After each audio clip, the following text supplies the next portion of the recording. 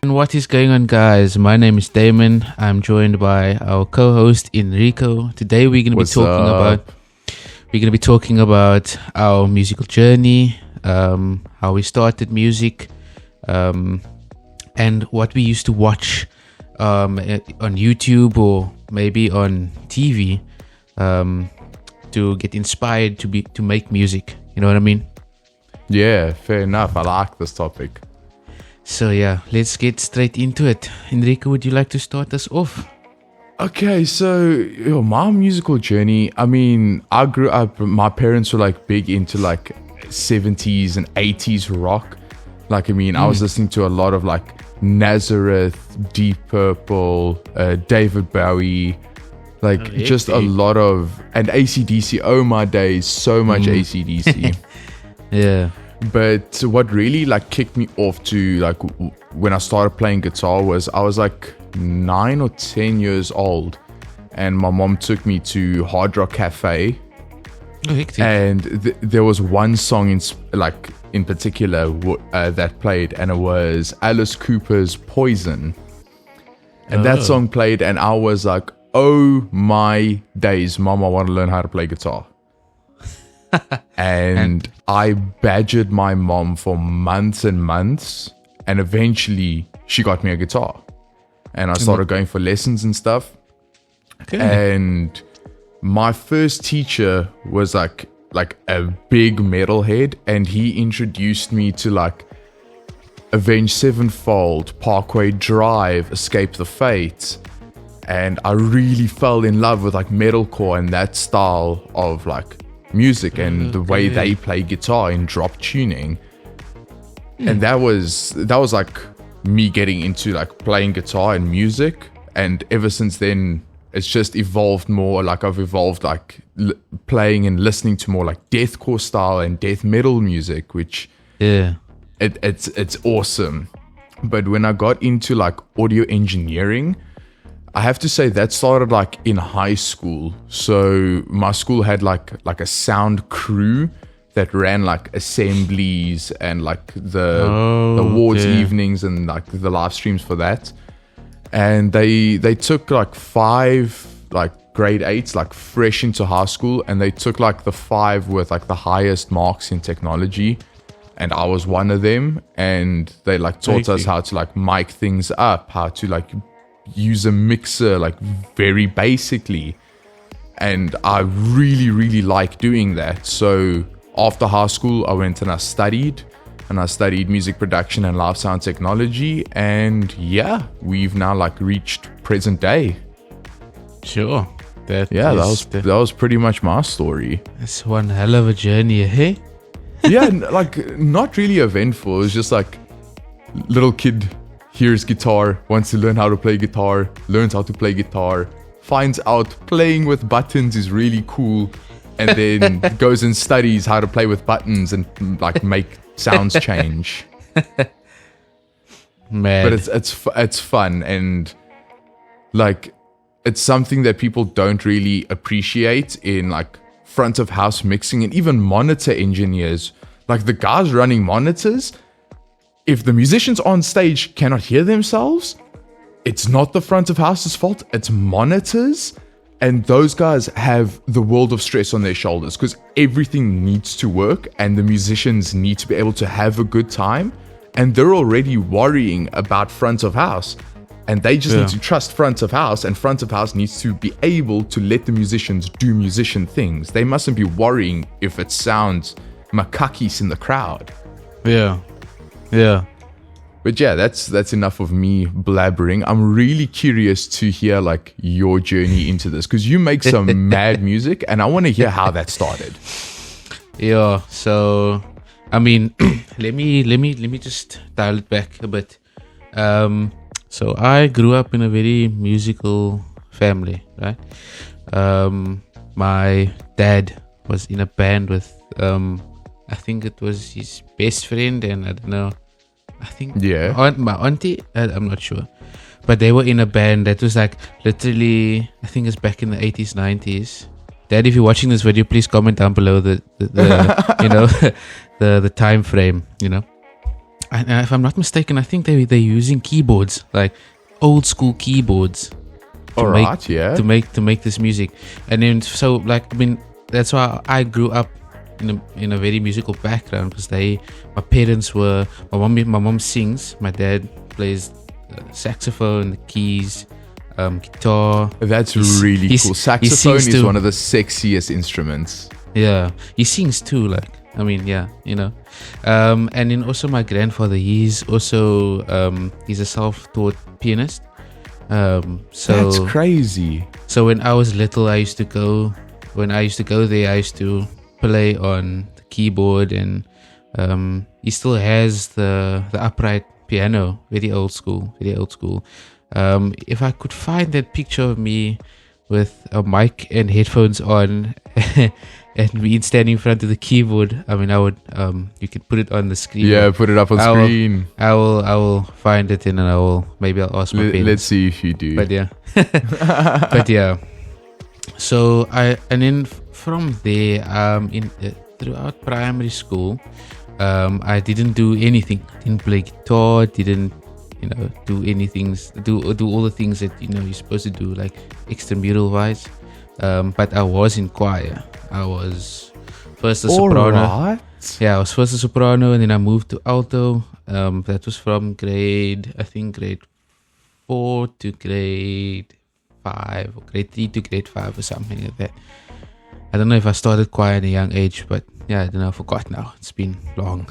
And then from there, I switched schools, didn't do any musical related things in the other school. Okay. And then when I was in high school, I think it was 2017, I think I was in grade 9. I think maybe grade 8, grade 9.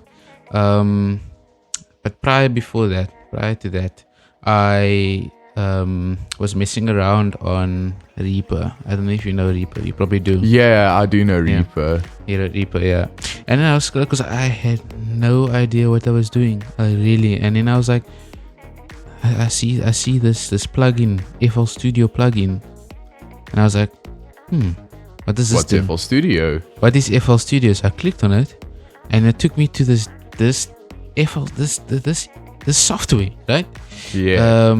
And you're like, what is going on? What is going on? And it's like, then I started researching on how to use FL Studio, and I just made this honestly trash beat. Like, you know how you make music, and it's trash. You know, it's like, how you know, and to me it was the most amazing thing in the world. It was, you know, fire. It was banging, you know. Yeah. And then it was 2017, yeah, Christmas, right? Okay.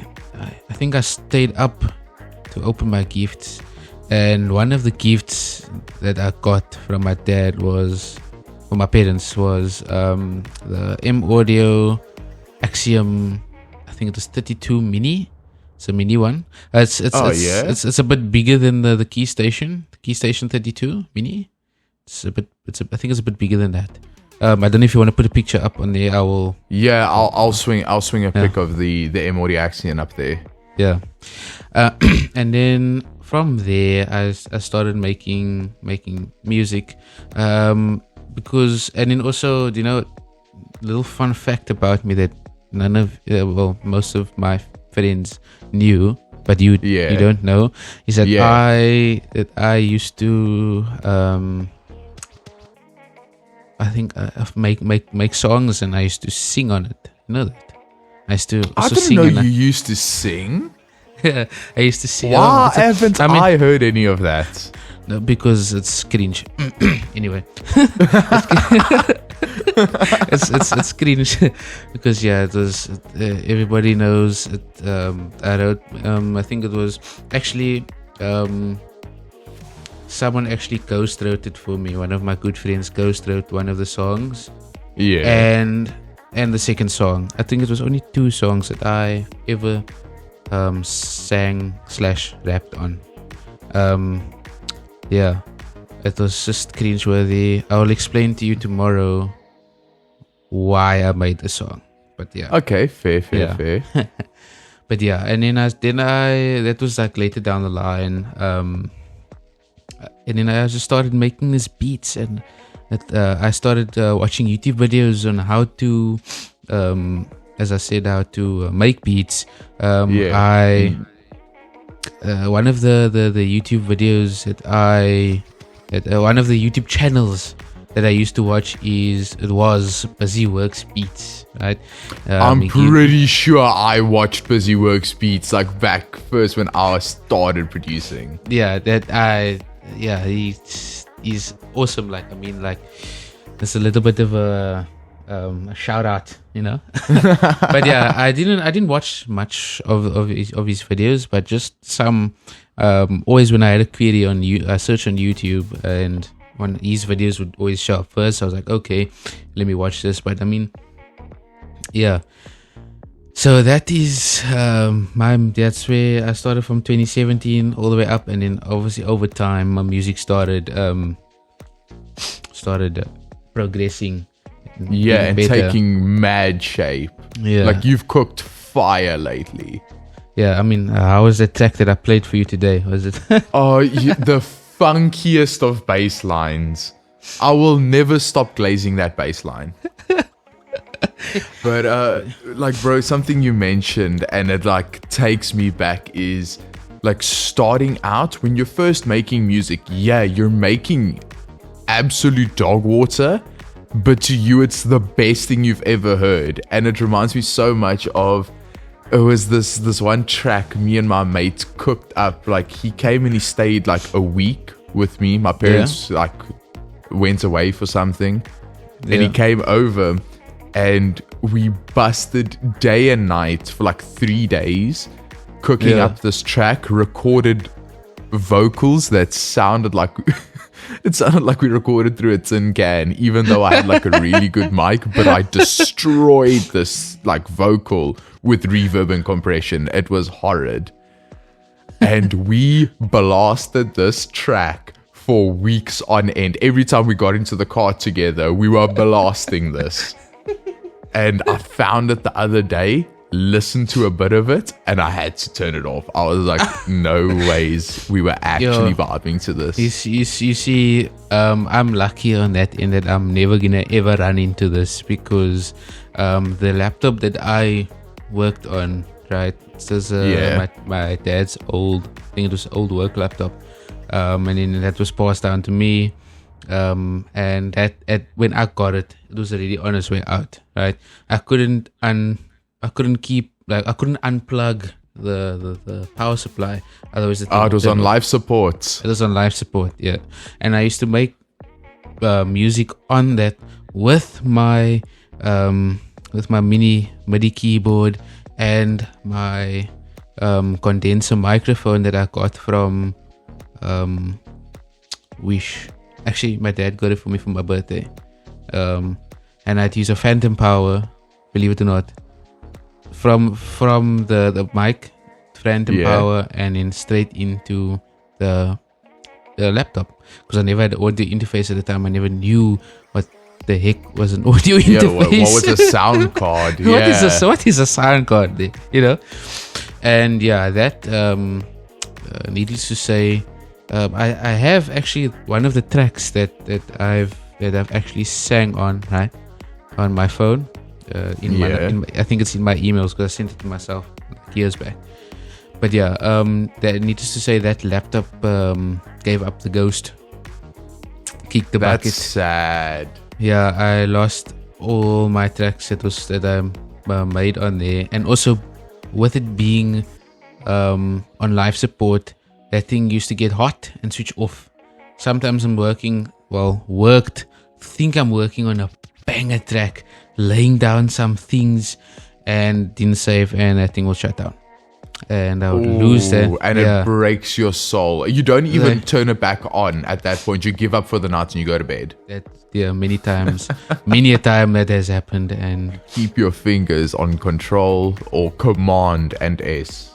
Yeah, Control S. Yes, guys, please don't forget to save. Whoever's working on FL Studio, whether it being 12, 20, 21, latest one, the useful thing about FL Studio is that there's a little save icon on the top right, and it flashes when you're working on a track for too long or that without saving, right? It flashes, so it's telling you, listen, save your work now before you regret it later on. That's really cool. Yeah, I have done that. I haven't saved. Like sometimes I could finish a track, right? And then I realized, hey, I didn't save this. I didn't save once.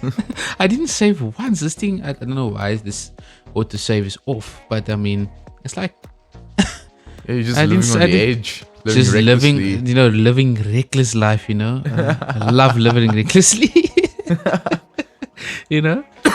But yeah, that as I said, that laptop gave up the ghost. My dad loaded new software on it, new operating system. But yeah. But there is my other laptop, the newer one that I have. It's somewhere in my room. But that also had some very interesting names for the FLPs, as we mentioned. Was it episode 1, right? Yeah, I think it was. Yeah, it was episode 1. I'm gonna find it. I'm gonna bring it to work tomorrow, hopefully. Just remind me in the morning. No, I can't wait for this. And I'll show you some of this thing. When I was working on it, like maybe 2-3 months ago, I had my tower ready, and this thing is extremely fast, right? As soon as I opened up my laptop, I was like, "Why are you so slow?" It's like, old girl, so you give it some time. I remember when I first started, like, I didn't have any like recording gear as of such. Like, I had one of those all-in-one like tower screen PCs. Oh, hectic! Like the Mac. Yeah, yes, but like fake Mac. Oh, hectic! But I had one of those, and I got I think it was a little Behringer, like or it might have been a single channel, like audio interface, and a Launchpad Mini. You had those, damn. Yeah, and I had a Launchpad Mini. I still have that Launchpad to this day. It will be buried with me, I promise you. You must still bring it to work. I mean, I've like every time I watch a video like back in the day and there's people have launch pads, I'm like, this looks so interesting. I so badly want to try this. That's exactly why I got it. That's exactly why I got it. It was like, I played guitar and then I saw people like pressing buttons and the lights were flashing and it just looked cool. I wanted to do that. I wanted to do it also, like, Until I realized how much work it is actually setting one of those up for a performance. Yeah, I remember you telling me that the other day. It swindled my brain, and it is not something I will do again very quickly. Like, I'm pretty sure I'll get the urge one of these days again, just to like hook up Ableton Live once again and slam the launch pad, but not anytime soon. It was the Launchpad, and that was my I was like, back in the day, I was like telling myself, I've been watching videos and people doing remixes on YouTube, and they have this bloody well Launchpad, like, and they're pressing these buttons and the colors are going, and it's like, this looks and it just looks sick. Yeah, and then it's like, it's really difficult to use. Whoever can use it properly and knows how to work it, I commend you. Like, come on. What's an instrument you've always wanted to learn how to play? An instrument that I always wanted to learn how to play. Yeah. So from me starting off oh yeah, I didn't mention. I was also part of this church, right, back in the day. Yeah. And so this drummer, he's awesome. He was like literally awesome. So I was like, yo, you know what? I actually want to play the drums. Yeah, because I know you said drums was your first instrument. I wanted to know where that fits into things. Yeah, drums was my first instrument. Got drum kit. Was playing. I know no lessons, nothing. I was playing by ear. Yeah, that's pretty cool. So everything you hear at work, and yeah, it's all by ear. I never got any lessons and stuff like that. That's really cool. By ear and watching how people play. Was playing like for school when they did like because my school, the high school, they didn't have like a full band, right? It was just a marimba band. Okay. And a marimba band. Cool. Yeah, and I was like, you know what? Let me take the drums. So I just had the pocket kit. So I just brought the bass drum, the one tom and the floor tom, and I think the hats. I think, and I just was holding it like that. And then also at the and then again, we wanted to perform a new song. Do you know how nervous I was performing in front of the school like that? Yo, brother. Bro, the first times getting up on a stage is, I don't wish that fear upon anyone. No. And that was before I did Shakespeare, eh? And yeah, the Shakespeare was even. This is totally off topic now, but yeah, it was getting first time being on the stage with in front of like 200, 300 people. But you see, that's a lot of eyes on you. That's a lot of eyes. That's a lot of eyes, but also the light of the stage light is shining in your face. You can't see those eyes. You know that? Yeah, but that's a pretty cool thing because you're like, they're not there. They're not there, and you can do whatever you want to. But you see, like the front row, maybe. Yeah, you see the front row, but not that. I mean, yeah, you have to look up. You don't look down. That's how I got through. But yeah, but when we were performing in front of the high school, right, in the small prefab building, there was no stage light. It was just a small prefab building, no stage, just drum kit, marimbas in front of the seats, and all the eyes was on you. And it's like, that's madness. We messed up like 5 times. But as a little ute, I would be quaking in my boots. Never again. I mean, yeah, no. I even sometimes those are the times that you'll have in your memories forever. Yeah, forever, you know. No, definitely. I can remember a show that I was like terrified to play.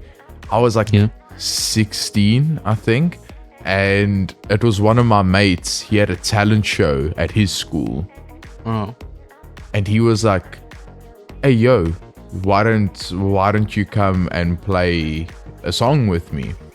And we were in the same music school together, and for the music school's like end of year concert, the two of us were paired together to play Unholy Confessions by Avenged Sevenfold. Okay. So he's like, I want to perform this song at my school. Why don't you come and perform it with me? And I was like, yeah, I'll join you, definitely. I love that song. Let's go play it. The day before I'm supposed to go and join this oak for the talent show, at rugby practice, I break my toe. Oh, shoot. Yeah. So I was like, I've promised this dude I'm gonna be on that stage with him. So there I am in like, on my one foot, I've got 4 pairs of socks and a shoe on the other one. And we walk out onto the stage. I couldn't hear the backing track at all. It was horrid. And we were off time. We were out of time. But we muscled through it.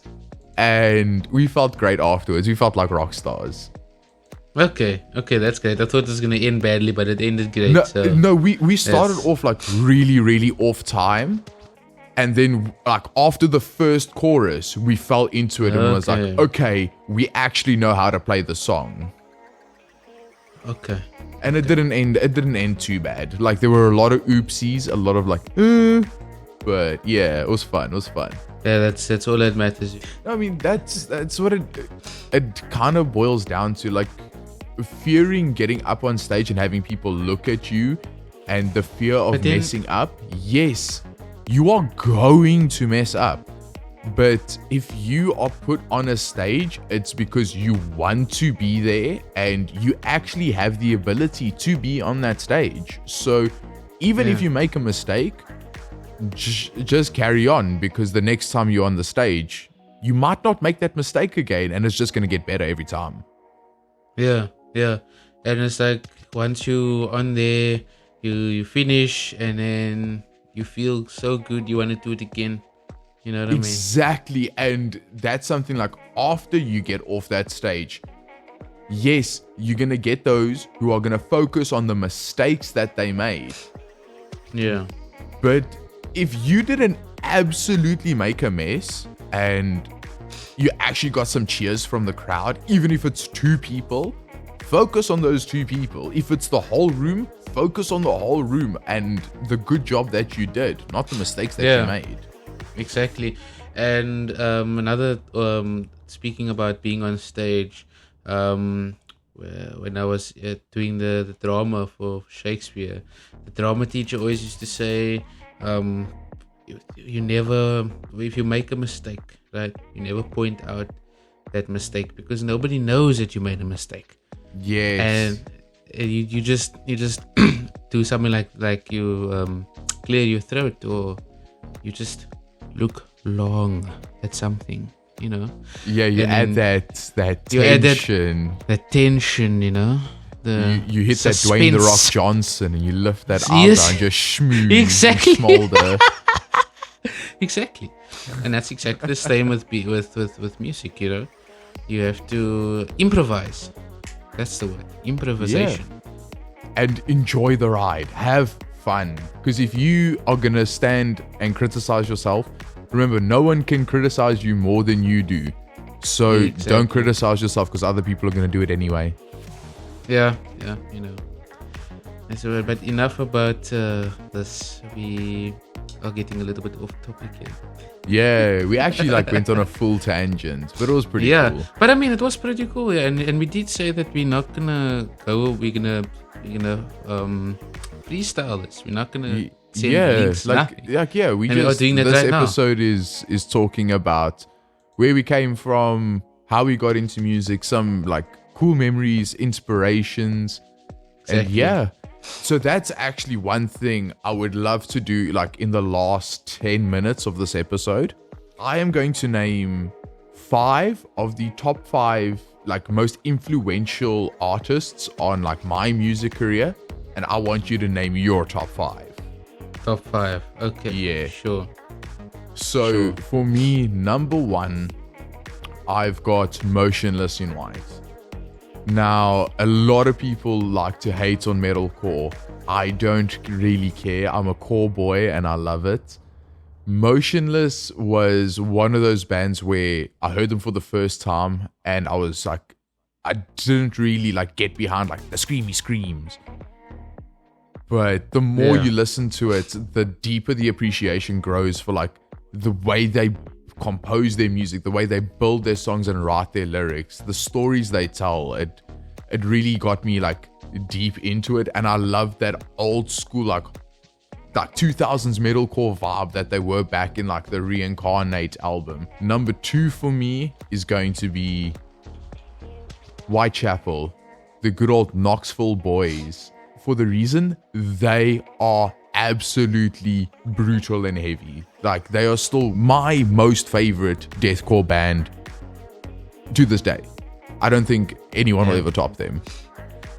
Number 3, I'm gonna say Linkin Park, and I don't think I have to explain myself on that one. I think Linkin Park was a big stepping stone in everyone's musical journey, Linkin Park, I don't need to explain myself. Even if you didn't get inspired by Linkin Park, you must have heard it in your lifetime. Yeah, no, you definitely have. There is like, okay, Numb and In the End, everyone has heard those songs. Everybody's heard those songs, yeah. Everybody. You can't deny that. And then at my number 4, it's Avenged Sevenfold. Hands down. It was... So, Bat Country will always hold a very, very special place in my heart for the reason that was like the first song I saw getting played on a guitar like in front of me, and I saw how cool it looked, and that just really got me into wanting to learn how to play guitar more.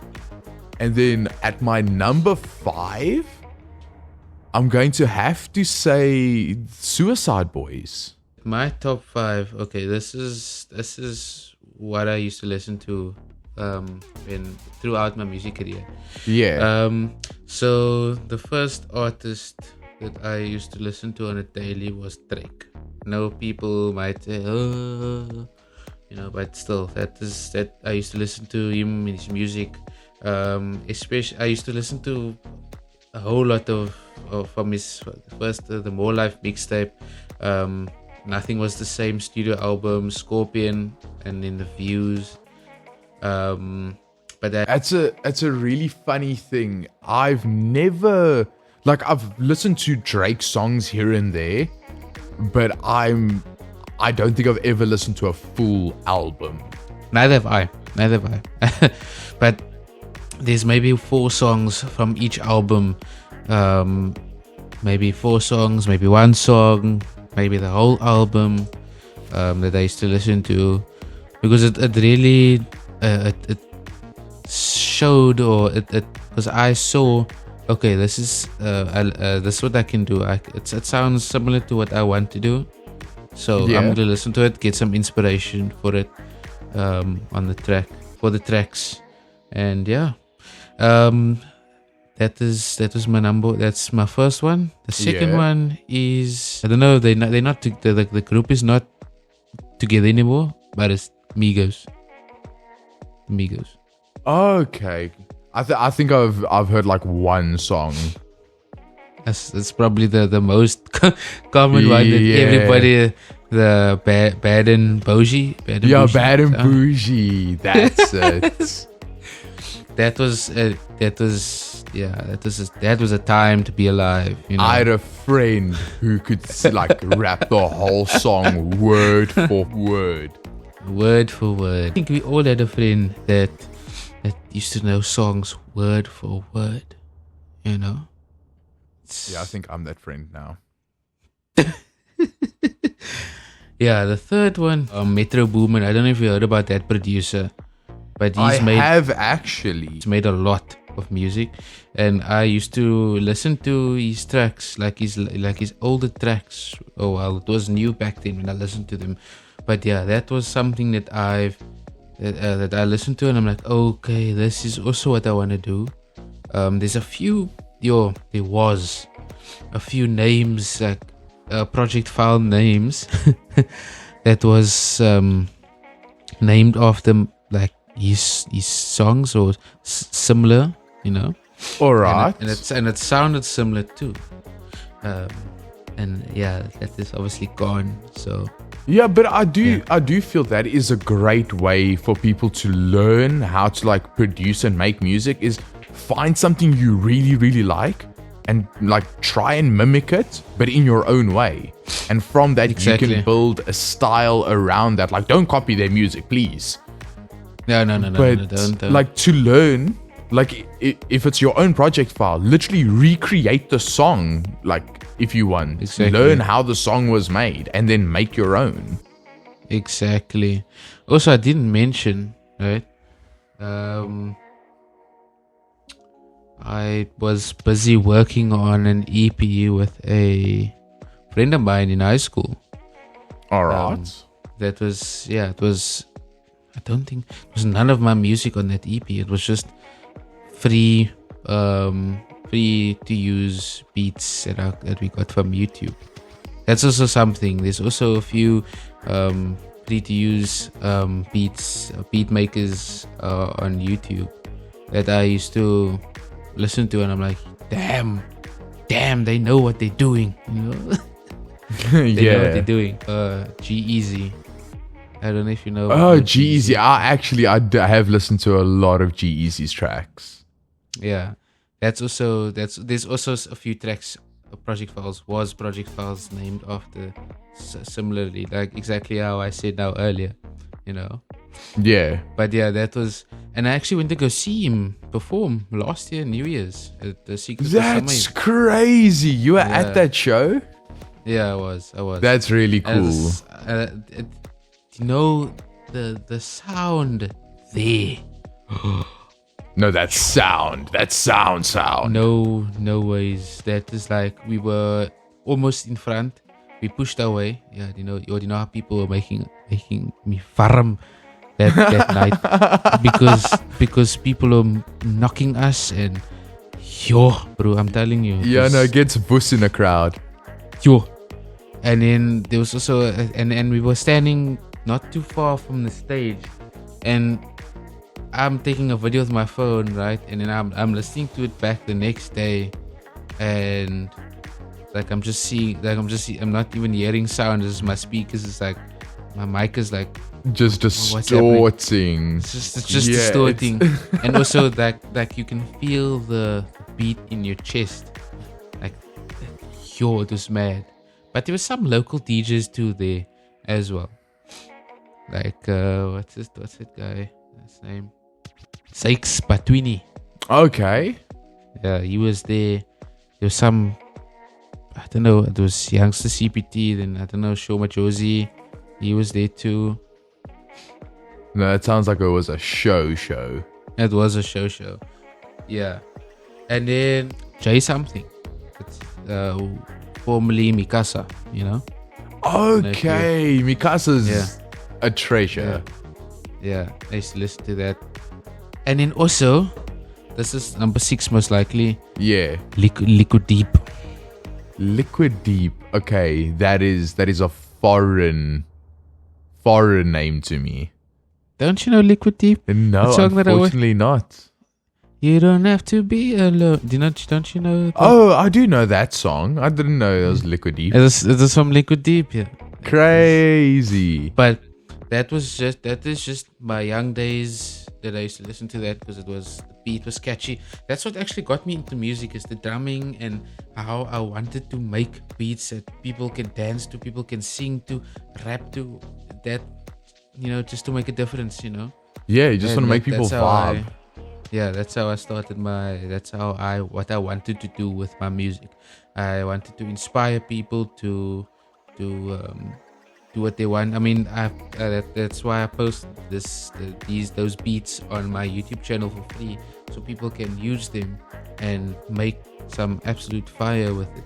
But I think that those videos and that music is pretty outdated for what I'm making now. You know what I mean?